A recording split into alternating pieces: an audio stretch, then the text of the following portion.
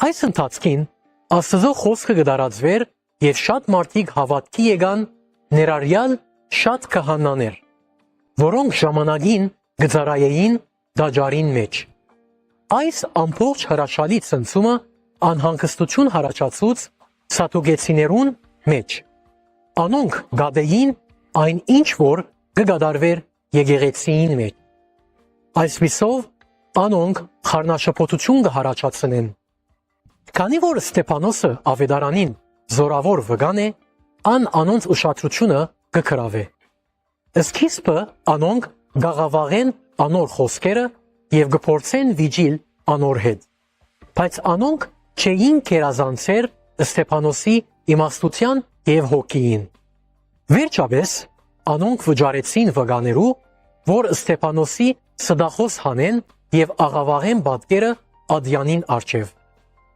Մինչ Ստեփանոս գանկնած էր թադարանին մեջ, բոլորը գտեսնեին անոր թեմքին վրա հրաշալի բամը։ Ան հրեշտակի կնմաներ։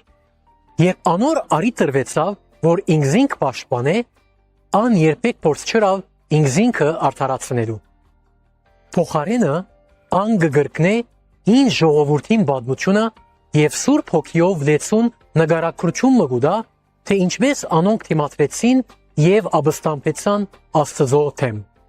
Անշահախնդիր քաչությամբ Ստեփանոս այնուհետև կմեղադրե խորհրդարանը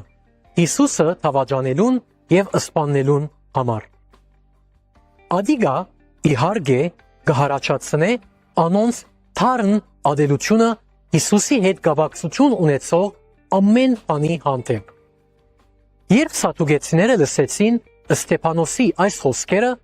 անոնք խելաքարեցան։ Բայց Սուրբ Հոգիով լեցուն Ստեփանոսը նկատեց, որ ան Աստծո դեսողություն ուներ,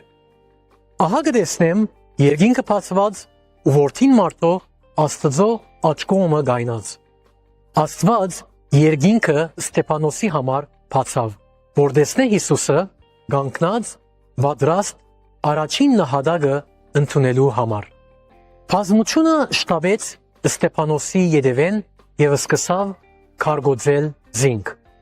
Անոնք իրենց վերարգուները դվին Սողոսին, իրենց երիտասարդ հովանավորին, որ բահե իրքով։